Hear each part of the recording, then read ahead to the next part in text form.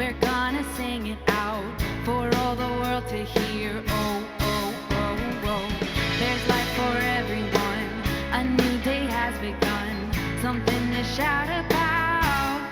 Let it be known that our God saves, our God reigns.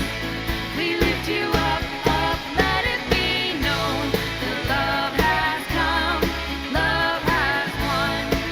We lift you up, up, up. Wow.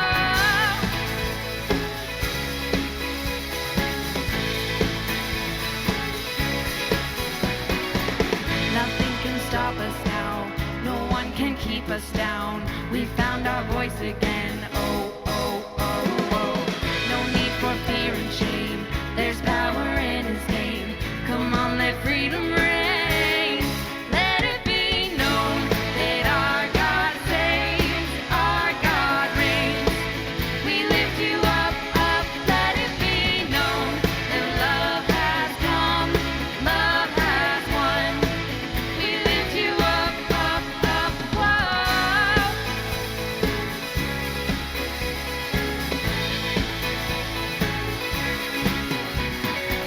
We lift your name up higher and higher.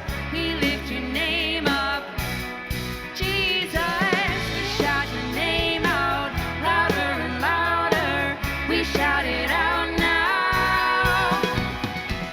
We lift your name up higher and higher. We lift your name up, Jesus. We shout your name out louder and louder. We shout it out now. Let it be known that our God saves, our God reigns. We lift you up, up. Let it be known that love has come, love has won. We lift you up, up. Let it be known that our God saves, our God reigns. We lift you up, up. Let it be known that love has come, love has won. We lift you up, up, up. Whoa.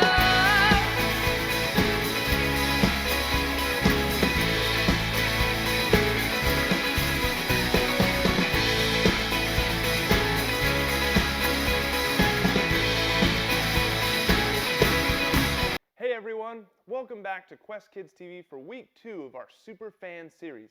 When you're a super fan, you cheer for your team. You make sure that your favorite players know that you've got their back. That's how we can treat everyone, every day. We can treat other people with kindness. Remember, kindness is showing others they are valuable by how you treat them. As we continue to cheer each other on, let's get ready to watch this week's lesson. The Bible. It's 66 books of history, stories, letters, and poetry that fit together to form God's one big story. The epic adventure of how He created us and loves us so much that He made a way to rescue us. As we travel through the Bible, from Genesis to Revelation, we discover people who met God and found their lives changed forever. Now, for an amazing story. Inspired by the Book of Ruth. In the land of Moab, there lived a young woman named Ruth. She married a man from Judah and must have dreamed of a large family and many children. We'll name them Zeke and Hannah and... But Ruth's happily ever after ended before it began.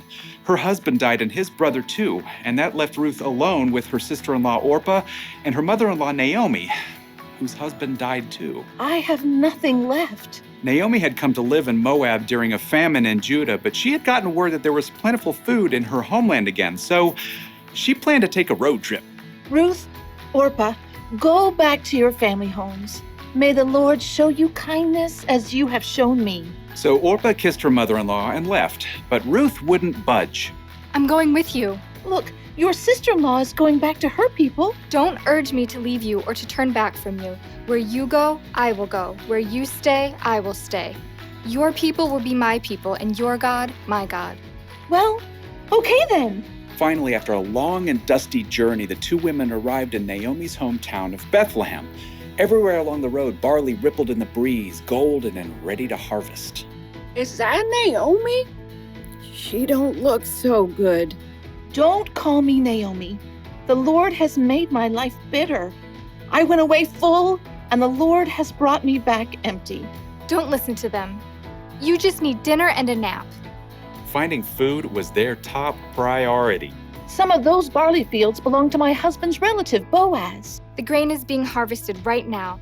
Let me go to the fields and pick up the leftovers. Go, my daughter. The law instructed the landowners to leave behind some of the harvest for people who needed food, so Ruth followed behind the harvesters, gathering every bit of barley that fell to the ground. Barley. Let's see. You can barbecue it, boil it, broil it, sauté it. Ruth worked hard in the heat of the day. In the afternoon, Boaz came out to survey the harvest. The Lord be with you. The Lord bless you! Boaz spotted Ruth hard at work and asked his overseer, Who is that young woman? She came back from Moab with Naomi. She asked if she could pick up the extra grain and has barely rested all day. Boaz was moved by Ruth's care for Naomi. He waded through the barley to speak with her. Stay here and follow along where the men are harvesting. I'll make sure no one bothers you. And when you're thirsty, you get a drink from the water jars. Why are you so kind to me, a foreigner? I've been told what you've done for your mother-in-law, how you left your homeland to come here. May the Lord reward you. Boaz offered Ruth bread and roasted grain to eat, and at the end of the day, she was able to bring a large amount of grain home to Naomi. So much food. Ruth continued to work in Boaz's fields until the end of the grain harvest, but even then, life would have been very difficult for two women living alone together. So Naomi laid out a plan for Ruth. I will do whatever you say. At the end of the harvest, the workers threshed the grain to separate the edible kernel from the straw. Then they held a big celebration. When the meal was over and the lights burned low, Boaz laid down near the pile of grain to sleep. Ruth arrived and approached Boaz just as Naomi had told her to do. She folded the blanket away from his feet and lay down nearby. Who's there? It's me, Ruth. Please give me your protection since you're responsible for our family. Boaz was surprised, but what Ruth had said was true. The Lord bless you. Don't be afraid. I'll do what you ask. Everyone knows you are wise and kind. Even though Boaz agreed to help Ruth, there was a family member who was closer than Boaz. So in the morning, Boaz set out to meet that man and the town elders to settle the matter.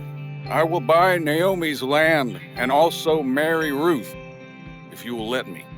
Well, I sure can't purchase Naomi's land and take care of my own land too. So we're good?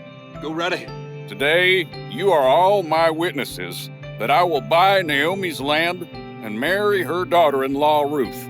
As soon as it could be arranged, Boaz and Ruth were married.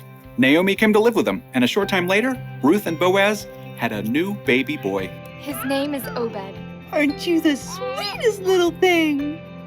So through the kindness of Boaz and Ruth, Naomi had a brand new home and a brand new family too.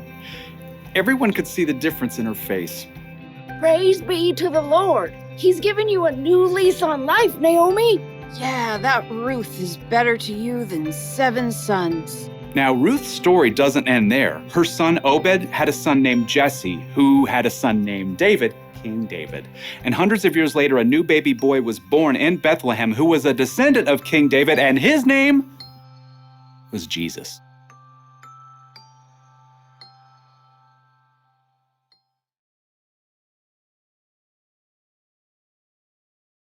Wow, what a great lesson. And a reminder from Ruth.